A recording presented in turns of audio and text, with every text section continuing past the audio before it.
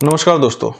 हिंदुस्तान में voting power ही एक ऐसी शक्ति है जो जनता के पास है, जो जनता की मर्जी से चलता हो। ना वो उसमें किसी पॉलिटिशियन, ना किसी सरकार, ना इलेक्शन कमीशन की मर्जी चलती हो कि हाँ आपको किसको वोट देना है किसको नहीं।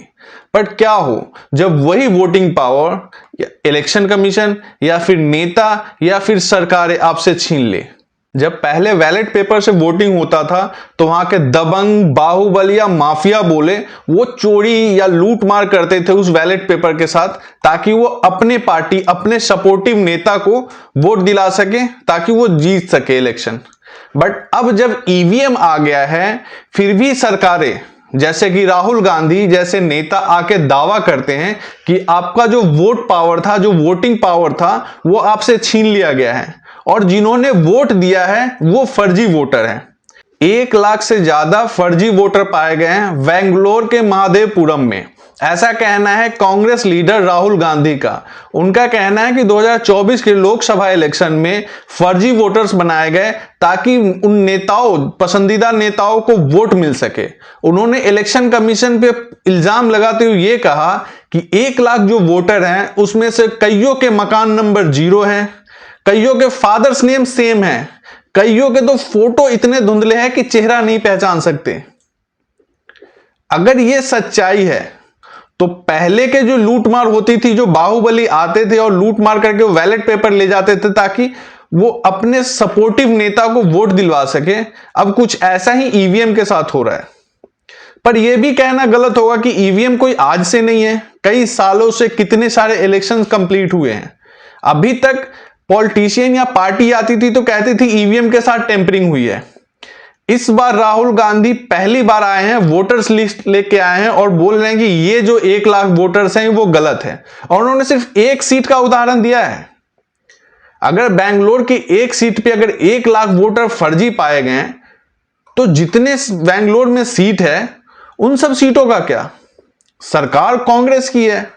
अगर इलेक्शन कमीशन वहां अगर कुछ गलत की है तो इलेक्शन कमीशन तो जवाब मांग रही है राहुल गांधी से कि आप इसका एविडेंस प्रूफ दे।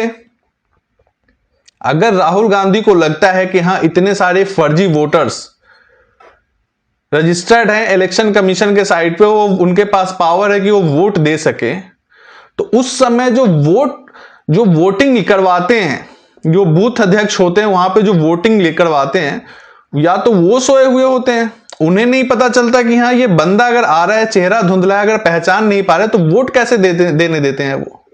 जब कोई भी इंडिविजुअल वोट देने जाता है तो 2 जगह चेकिंग होती है। एक तो उसका आईडी देखा जाता है, उसको देखा जाता है कि वो बंदा एक्चुअल में है कि नहीं है। अगर वहां पे चेहरा धुंधला था फोटो में तो फिर वो पोलिंग अध्यक्ष जो थे उन्होंने अप्रूव कैसे दिया उन वोटर्स को?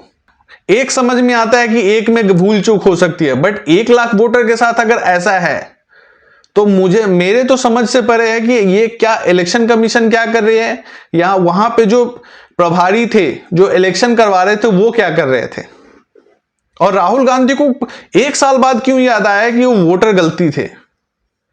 1 साल से कहां थे? सरकार तो उन्हीं के है वहां पे, वो तो पहले से भी कर सकते थे ना। और इलेक्शन कमीशन कभी भी इलेक्शन करवाती है तो वहां पे एक अध्यक्ष गठित होता है जिसमें सारी पार्टियों के लीडर्स उसमें इन्वॉल्व होते हैं, सुझाव देने के लिए, या उनसे पूछा जाता है कि हाँ कैसे क्या है, किस तरह से प्लानिंग करनी है। बट इतने सालों में पहली बार यह हुआ है कि राहुल गांधी उठ के आ रहे हैं, कह रहे हैं कि 1 लाख वोटर्स गलत है। अगर एक सीट पे 1 लाख वोटर्स गलत है तो हिंदुस्तान के इतने सारे सीटों पे और इतनी सारी आबादी में कितने लाख, कितने करोड़ वोटर्स गलत होंगे, ये तो या तो इलेक्शन कमीशन जानती है या फिर राहुल गांधी जिनके पास ये डिटेल है। इस पे अलग अलग पार्टियों ने अपने अपने राय दिए हैं। कई पार्टियों ने कहा कि ये वोट चोरी नहीं है, स्कैम है। केजरीवाल की आम आदमी पार्टी कहती है कि ऐसा तो दिल्ली में भी हुआ होगा, यहां भी वोट चोरी हुई होगी। टीएमसी कहती है कि नहीं नहीं, ये तो सिर्फ टीएमसी का नहीं, ये तो पूरे विपक्ष का मुद्दा है। लालू यादव की पार्टी वैसे ही कहती है कि बिहार में कई नाम काटे गए हैं, कितने को वोटर लिस्ट से हटाया गया है। अगर वोटर लिस्ट से उस नाम को नहीं हटाया गया, अगर वो फर्जी नाम है, अगर उनको हटा दिया गया तो उसमें भी तकलीफ। मैं पूछना चाहता हूं उन सभी पार्टियों से या इलेक्शन कमीशन से कि अगर इतना ही उलझा हुआ मामला है तो जैसे आधार से लिंक करवाते हो पैन कार्ड, क्यों नहीं वोटर आईडी पैन कार्ड आधार से लिंक करते हो? क्यों नहीं उनका थंब वेरिफिकेशन होता है? अगर थंब वेरिफिकेशन होगा तो एक ही बंदा दे पाएगा ना वोट, उसमें तो मल्टीपल बंदों का नहीं होगा टेंशन। सारी पार्टियां सबके सब करप्ट हैं। आज राहुल गांधी की वहां अगर दूसरे स्टेट में हारते हैं तो वो आते हैं कि हाँ ईवीएम में टैंपरिंग हुई है, जिस स्टेट में जीतते हैं वहां पे नहीं बोलते हैं कि हाँ ईवीएम में टैंपरिंग हुई है। इस बार आम आदमी हार गई तो बोल रहे हैं कि दिल्ली में भी ऐसा कुछ हुआ है, और पिछली 2 बार से जीत रही थी तब कुछ नहीं बोलते थे।